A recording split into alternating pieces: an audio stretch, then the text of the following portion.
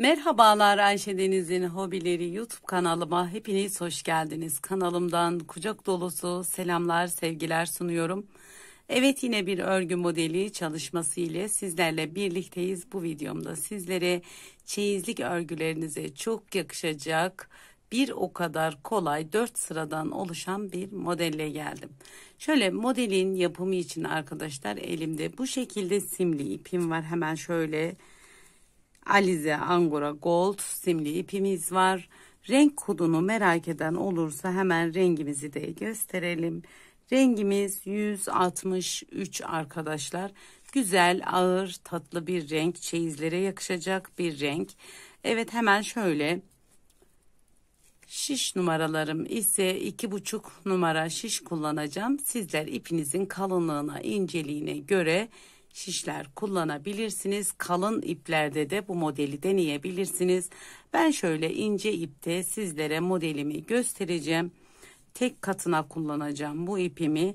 İpim ince olduğu için şişlerimde 2,5 numara kullanacağım.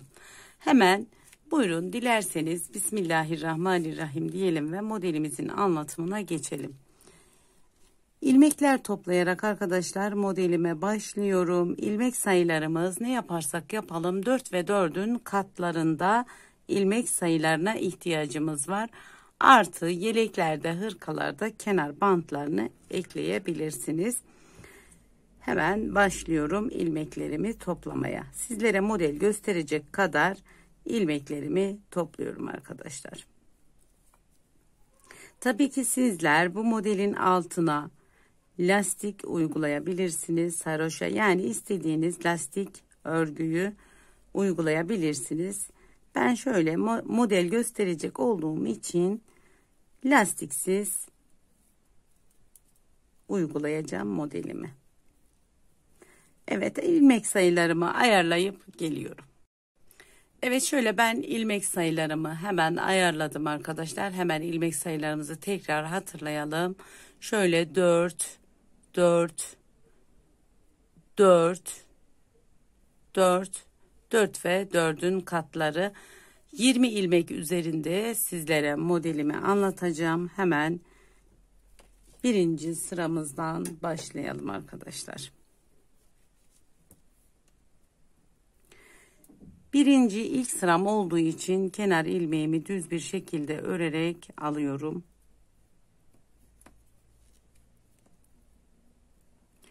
Bu sıramı ters örüyorum. Hemen bu sıramı ters bir şekilde örüyorum. Modelimi diğer yüzden kuracağım arkadaşlar. Sizler de lastik uyguladıktan sonra bir sıra bu şekilde örebilirsiniz modelinizi kurmadan.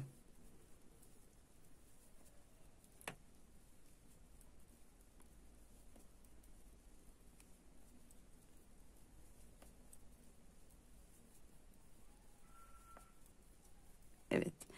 Bu modeli daha salaş dursun isterseniz şişlerinizi 3,5-4 numara şişlerle ince iple örebilirsiniz. Özellikle gelin şallarında daha güzel duracağını düşünüyorum. Hemen birinci sıramızdan başlıyoruz arkadaşlar. Kenar ilmeğimi örmeden aldım. Burada 2 ilmek üzerinde işlem yapacağım. 2 ilmeğimin hemen arkasındaki boşluktan 1 ilmek aldım. 1 doladım. 2 ilmeğimi düz örüyorum. 1 2. Yani 2 ilmekten 4 ilmek çıkarmış oluyorum. Buradaki dolamış olduğum ve boşluktan aldığım arkadaki 2 ilmeğimi 2 düz ilmeğimin üzerinden atlattım. Tekrar 2 ilmeğe düşürdük. Yine devam ediyorum. Tekrar ediyoruz. Bir örneğimizi kurmuş olduk. Hemen boşluktan 1 ilmek, dola 2 tane düz. Dolamış olduğum ilmeklerimi düz 2 ilmeğimin üzerinden atlatıyorum bu şekilde. Tekrar devam ediyorum. Boşluktan 1 ilmek, dola 2 düz. Arkadaki 2 ilmeğimizi hemen diğer 2 ilmeğimin üzerinden atlattım. Boşluktan 1 ilmek, dola, 2 düz. Arkadaki 2 ilmeğimin üzerinden atlattım. Tekrar 2 düz. Devam ediyorum. Bu sıramızı bu şekilde tamamlıyoruz arkadaşlar. Birinci sıramız ön yüzde.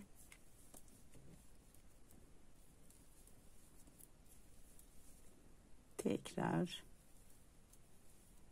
2 ilmekten 1 ilmek boşluktan 1 doluyoruz.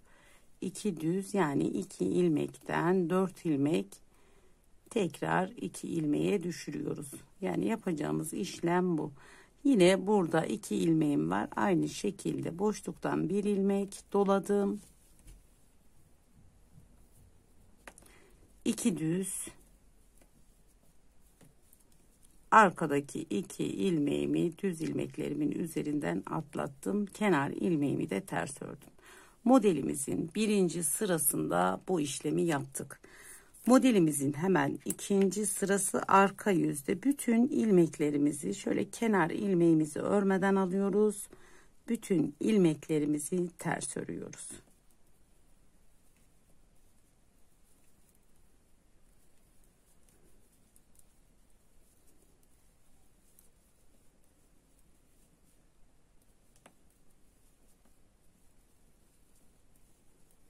Evet, sıra sonuna kadar bütün ilmeklerimizi ters ördük.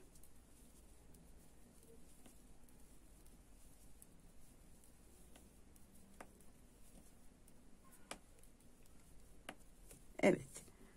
Modelimizin üçüncü sırası ön yüzde. Aslında yapacağımız işlem aynı arkadaşlar. Fakat sadece örneklerimizin yerlerini kaydıracağız. Onu da nasıl yapıyoruz? Şöyle kenar ilmeğimi örmeden alıyorum. Bir tane ilmeğimi düz örüyorum. İçe doğru modelimizi kaydırıyoruz. Şu 2 örnek üzerine denk gelecek şekilde hemen burada 2 ilmeğimden işlem yapıyorum. Arkadaki boşluktan ilmek alıyorum. Bir doluyorum. 2 tane düz ilmeğimi örüyorum. Buradaki ilmeğimi diğer 2 ilmeğimin üzerinden atlatıyorum. Şimdi örneğimiz bu şekilde kaydırmış oluyoruz. Tekrar devam ediyorum. 2 ilmeğimin üzerinden atlattım. Tekrar 2 ilmeğin boşluğundan 1 ilmek doladım. 2 düz ilmeğimi ördüm. Tekrar 2 ilmeğimi diğer ilmeğimin üzerinden atlattım.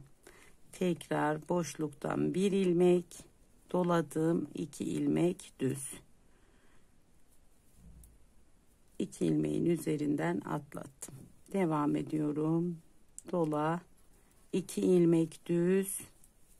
Tekrar 2 ilmeğin üzerinden 2 ilmek atlat. Boşluktan 1 ilmek dola, 2 ilmek düz, tekrar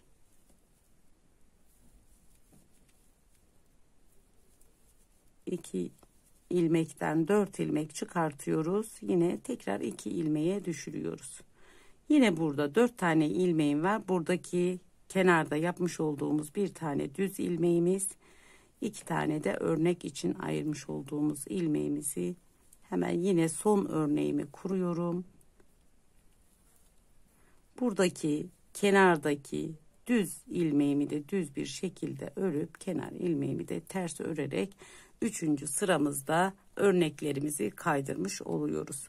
Şimdi 4. sıramızda ise bütün ilmeklerimizi ters örüyoruz arkadaşlar. 4. sıra arka yüzde kenar ilmeğimi örmeden aldım. Bütün ilmeklerimi ters örüyorum. Yani örgümüzün arkasında yapacağımız hiçbir işlemimiz yok. Bütün ilmeklerimizi ters örüyoruz.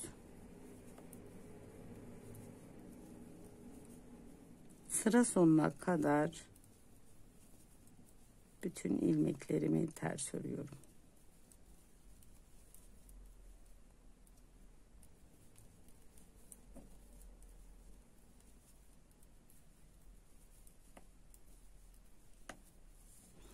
Evet arkadaşlar, modelimizi bir kez kurmuş olduk. Şöyle hemen göstereyim.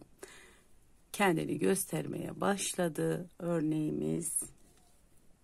Bu şekilde ince iplerde de yaparsanız angora türlerinde de çok hoş duracak, çeyizlere yakışacak bir model olduğunu düşünüyorum.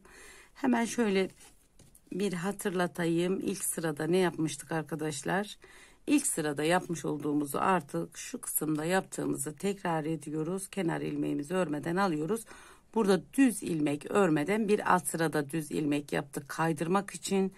Burada sadece direkt örneğimizi kuruyoruz. Kenar ilmeğinden sonra bu şekilde devam ediyoruz. Modeli tekrar anlatmama gerek yok. Videonun ilk bölümünden takıldığınız yerler olursa aynı şekilde tekrar ederek 4 sırada kendini tamamlıyor modelimiz. Tekrar ederek ilerleyen bir örnek. Şimdi hemen ben daha önce büyük parça üzerinde yapmış olduğum modelimi sizlere göstereyim arkadaşlar. Evet, şöyle hemen ilerlemiş hali modelimizin bu şekilde arkadaşlar. Şöyle şunu kenara alayım, farklı açılardan göstermeye çalışayım sizlere. Evet, modelimizin görünümü bu şekilde. Simli ipte gerçekten çok yakıştırdım, simli ipe, ince ipe yakıştırdım bu modeli. Dediğim üzere daha salaş durması için daha kalın şişlerle bu modeli örebilirsiniz. Şallarda daha hoş duracağını düşünüyorum. Bu örgümü de aynı arkadaşlar bu 2,5 numaralı şişim ile yaptım. Tabii ki modellerin daha büyük, daha kabartmalı durması için 3,5 veya 4 numara şişler kullanarak bu modeli yapabilirsiniz. Hem daha hızlı ilerleyecektir. Evet arkadaşlar, bu modelden işte neler yapabiliriz? Şallar yapabiliriz. Bebek örgülerinde kullanabiliriz bu modeli. Yazlık örgülere çok yakıştırdığım bluzlar yapabilirsiniz. Yazlık bluzlar, hırkalar yapabilirsiniz. Tunikler yapabilirsiniz arkadaşlar bu modelden. Evet, yani yakıştırabildiğiniz tüm 2 şiş örgü alanında kullanabileceğiniz güzel bir model diye düşünüyorum. Evet, bu videomda bu modelin sizlere yapımını dilim döndüğünce anlatmaya çalıştım. Bir kusurumuz olmuşsa affola. Evet, bir videomuzun daha sonuna geldik. Bu aşamaya kadar beni izlediğiniz için çok teşekkür ederim. Bir diğerki videomuzda görüşmek dileğiyle. Allah'a emanet olun. Hoşça kalın. Kendinize iyi bakın.